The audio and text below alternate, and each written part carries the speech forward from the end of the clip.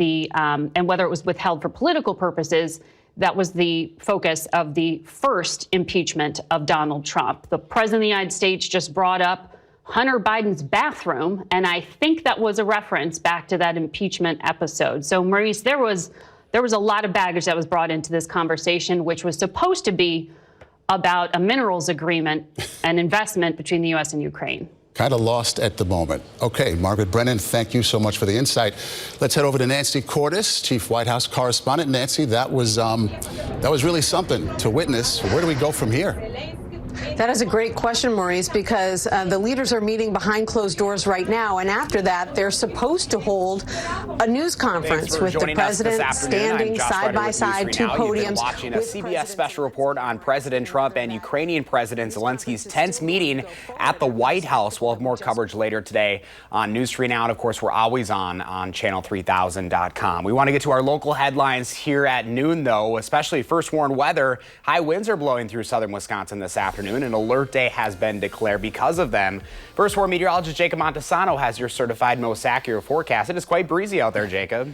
Yeah, and the alert day begins right now at noon. The wind advisory is in effect from noon to 6 p.m. And looking at the current wind speeds, not terrible in Madison, but other areas seeing wind speeds up around 25 to 30 miles per hour right now. And these are just the sustained winds. Let's take a look at the wind gusts up to 40 to 45 miles per hour for portions of our area. These winds are strong enough to cause some minor damage to weak structures and also possibly down some tree limbs. And if you are driving in a high profile vehicle, the hazards may be a little bit higher for you folks. So again, very windy out there, and it actually is going to get a little bit worse before it gets better. As we take a look at the alert day information, we're expecting wind gusts possibly to max out at around 50 miles per hour, mainly for the afternoon hours. It will get better after sunset, but it still will be breezy throughout the night. Now, looking at the wind advisory, it is in effect for everybody, and it will remain in effect until 6 p.m. Taking a look at the wind gust forecast, again, up to around 45 to 50 miles per hour throughout the afternoon. The winds are going to be howling,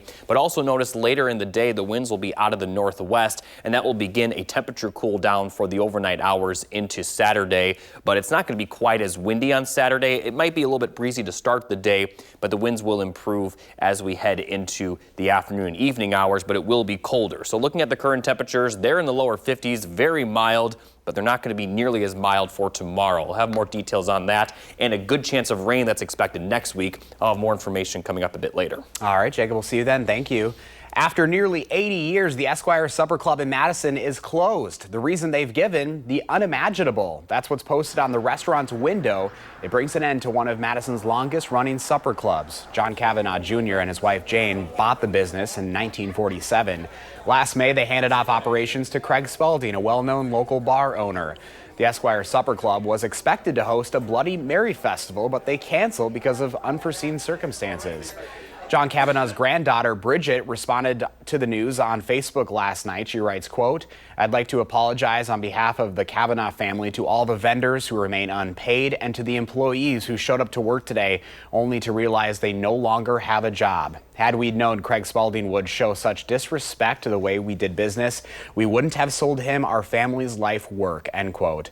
She adds the family hopes to reopen the restaurant at a date to be determined. Spalding did not respond to our requests for comment. Right now, Baraboo police are searching for a suspect in an armed robbery. Just after noon yesterday, officers responded to the cash store on Highway 136. Witnesses told police a man entered the business and demanded money with a pistol. He's around 5'6" and wore a black jacket, pants, and face mask with white sneakers and a gold belt buckle. Officers say he drove away from the scene in a dark-colored SUV with black rims. If you see this SUV or have any other information, you are asked to call Baraboo Police. Now to the death of actor Gene Hackman and his wife. Santa Fe authorities say the deaths are suspicious enough in nature to require a thorough investigation. Sheriff's deputies found the bodies inside their home. A maintenance worker found their front door had been left open. That person notified neighborhood security. When they could not get a hold of the owners, they called 911. It's not normal to find two people deceased in a residence. That's concerning. And then there was also a dog that was in a kennel that was also found deceased. Investigators say evidence suggests the bodies may have been there for days. Air traffic at Reagan Washington National Airport will now come to a complete stop whenever President Trump flies nearby on Marine One. That's according to the Federal Aviation Administration. The new policy rolled out in the recent weeks requires commercial flights to circle in holding patterns or divert to other airports. It comes a month after the deadly mid-air collision between an Army helicopter and an American Airlines passenger jet over the Potomac River. The FAA says it will review the current policy once the National Transportation Safety Board completes its preliminary investigation. Pope Francis will not lead the Ash Wednesday service as he continues treatment for his double pneumonia diagnosis. It will be only the second time in his 12 years as the Pope that he will not lead the service. According to the Vatican, a cardinal will lead the Ash Wednesday service. Francis was first admitted to a clinic in Rome on February 14th in what has become his fourth and now longest hospital admittance since he became Pope in 2013. Right now, you can nominate a local veteran for the Spirit of Service Award. News 3 Now is partnering with Vortex. All you have to do is log on to channel3000.com and nominate a veteran in your life doing something good. We'll be sharing their stories, and you'll get to vote and choose which veteran gets to take home a $5,000 cash prize. A winner will be announced in early April. Still ahead for us on a Friday afternoon, how Subway is trying to win back customers, plus why activists are trying to send a message to business and political leaders over rising prices.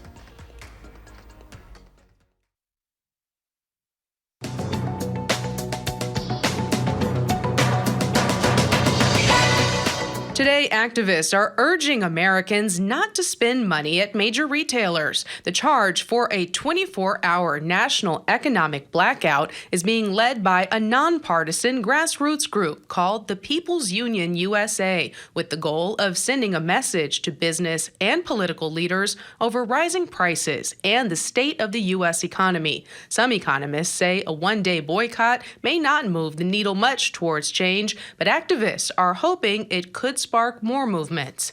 It comes as a new CBS News poll shows there's growing concern over inflation. 77% of those surveyed said their incomes are not keeping up with the pace of inflation. Around 60% of Americans say the economy is bad right now, up 2% from this time last year, with 49% saying the economy is getting worse.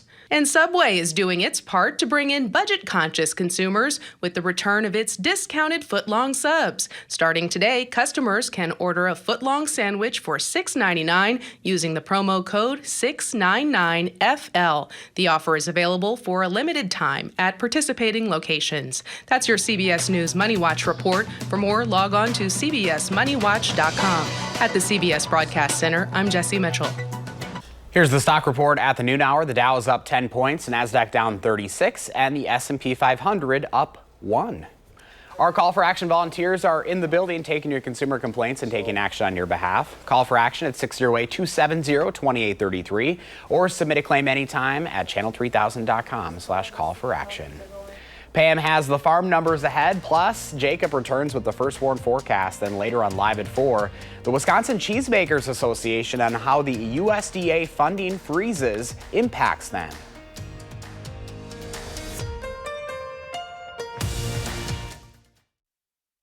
Welcome back. Let's check in now with Pam Yankee from the Midwest Farm Report. Are you feeling that Friday feeling, Pam? All over the place and then some. It's a little breezy, though. I feel like it's surprising me with that temperature that I was hoping for, but went a little bit cooler than that. But that's all right. I'll take it. I'll take a Friday any way I can get it. And today I'm sharing with you that 2 of our Wisconsinites have become members of the board for the U.S. Farmers and Ranchers Association. This is a group of, literally, as it says, farmers and ranch groups and members from across the United States. The 2 from Wisconsin, Terry Quam, he represents the Cattlemen's Beef Board on the U.S. Farmers and Ranchers in Action, a farmer-led organization. He also himself is a beef producer in Lodi, Marta Angus Farms. He's also been involved with the Wisconsin Beef Council, Farm Bureau, Local and State Cattlemen's Association, chairman of the University of Wisconsin Discovery Farms, and also on the Corn Growers. So Terry, one of the Wisconsin faces on that board. Corey Geiger is another one. Corey, you may know for the 3 decades that he was the editor of Hoard's Dairyman. Now he is a lead dairy economist for CoBank, and he is also on the U.S. Farmers and Ranchers in Action Executive Board. Corey's also serving as a sixth-generation farmer on his home farm up in Manitowoc County. So Wisconsin very well represented on this board that is literally the voice of a lot of farm organizations, farmer-led groups all across the United States. So congratulations, those two. We're glad that you are part of the conversation. I know that you were talking earlier about the conversation going on about what's happening with USDA funds. Wisconsin cheesemakers definitely in a concern mode. They sent a letter to U.S. Ag Secretary Brooke Rollins asking that she release some of the frozen funds, specifically $29 million that is going towards the dairy business innovation initiatives. That money alone impacting about 420 dairy businesses, not just in Wisconsin, but really across the countryside. One of them is Hidden Springs Creamery in Westby. Travis Forbes tells us that he is waiting on $90,000 of that grant money to buy a new freezer for his sheep dairy. So that's just one of the faces of Wisconsin dairy being impacted by these restricted funds. Barrel cheese today down 2.5 at $1.78. Youch! 40-pound block cheese down 9.5 at $1.77.5. Double A butter stand still. That cheese market, Josh, just kind of the first sign that the market's starting to get a little nervous about these potential tariffs. Cheese not seeing much action at all lately. It seems like our international buyers have already starting to tighten up the sieve a little bit on what U.S. cheese that they want to accept. So that's a developing story we'll have to keep an eye on, too. Yeah, kind of riding that roller coaster, just like our temperatures here in Wisconsin right now. That's right. Except we're on the up. They're on the down right now. Oh, my gosh. Yeah, hold on to your hat this afternoon, Pam. Might need a little extra hairspray out there. It is wicked outside. For sure. All right, buddy. Have a good one. Have a good weekend. We'll see you Monday. Well, let's get to that forecast now. Here's meteorologist Jacob Montesano tracking those winds for us. Hi, Jacob. Hey, Josh. Yeah, it's going to remain very windy throughout the afternoon. We'll see gusts maxing out at around 45 to 50 miles per hour. And then as the winds shift, that will cause the cooler temperatures for the weekend. And next week, Tuesday into Wednesday, we are expecting quite a bit of rain and possibly some snow on the back end of that system. So let's take a look at the alert day that's in effect right now, and it will last through at least the evening hours. This afternoon is going to remain very windy. It's actually going to get worse before it gets better. So looking at the current wind gusts, again, up near 45 miles per hour right now, and I do expect them to get a little bit worse, possibly up to around 50 miles per hour during these afternoon hours. But the good news is that by the time we get to the evening, the winds will be a lot calmer, but still breezy. We'll see gusts up around 30 to 35 miles per hour, and it will continue to improve throughout the night. By Wednesday morning, we'll have wind gusts kind of around 20 to 25 miles per hour, and throughout the day on Saturday, it will continue to get better, and then by Saturday night, the winds will no longer be a factor. Now, as we take a look at the temperatures, those winds will be kind of out of the west this afternoon, which will bring in some warmer air as highs will be in the 50s. In fact, temperatures are already in the 50s. It may actually get a little bit warmer than that if these winds stay westerly. But as those winds shift, it's going to be a big drop tonight. Lows will be around 20, possibly in the teens, especially for areas north of Madison. And we also will see the skies clear up later in the night. So we'll see clear skies by the morning, which will also help to create some cold temperatures. Now, as we take a look at the weekend forecast, highs will be in the lower 30s Saturday, upper 30s Sunday. And as far as wind, we're only going to see some breezy conditions Saturday morning. By Sunday, the winds will be a lot calmer, so that 39 may feel a bit warmer, especially when the sun is shining. Now, as we take a look at the highs beyond that, they're going to warm back up for Monday and Tuesday and then drop as that system moves through. And then we'll have highs near 40 for the rest of next week, possibly up near 50 by the following Sunday. Now, let's take a look at the rainfall forecast. We could see some snow this evening, but much of our area should remain dry. And then we're definitely going to be dry over the weekend until maybe some light rain late Sunday night into Monday. But as we get into Tuesday, that's the system we're keeping an eye on because we'll see rain move in during the afternoon. And right now it looks like we'll see consistent rain showers throughout the evening.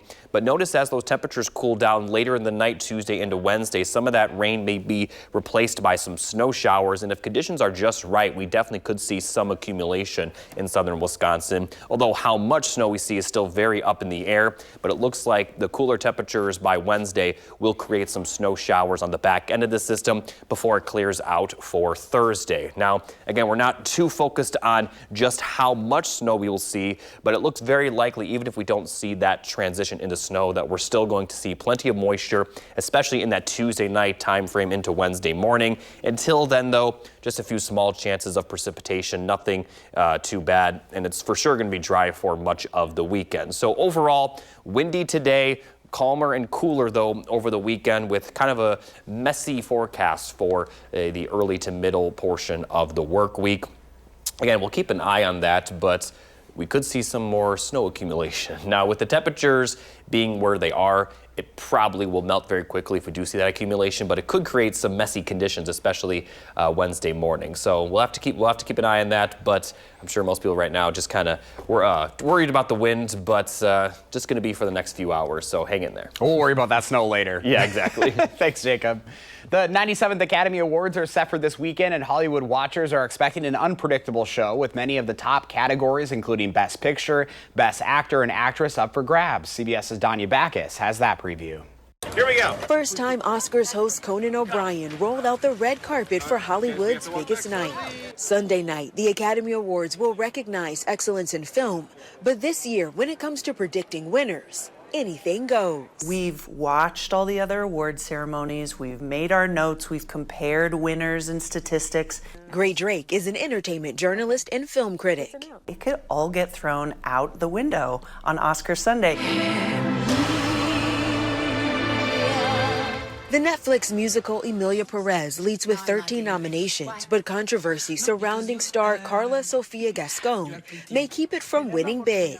The first trans woman nominated for Best Actress had to apologize for a series of older social media posts denigrating Muslims, blacks, and co-workers. I actually think Emilia Perez is going to hold a record that it does not want to hold, which is the most nominated and the least winning.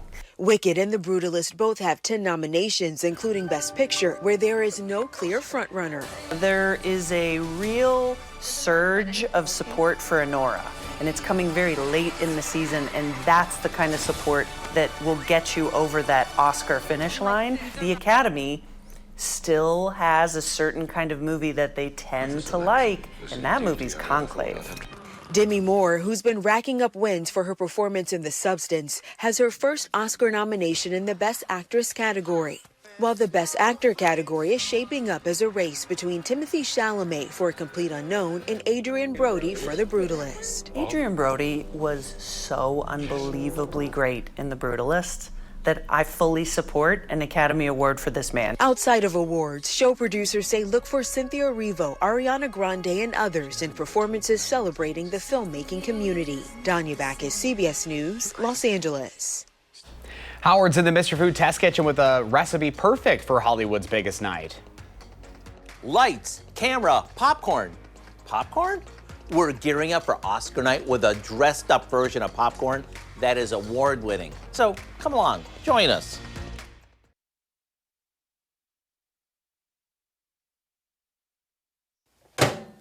This weekend is the Academy Awards, when all of Hollywood A-listers come together as we anxiously wait and watch to see which actors and movies will walk away with an Oscar.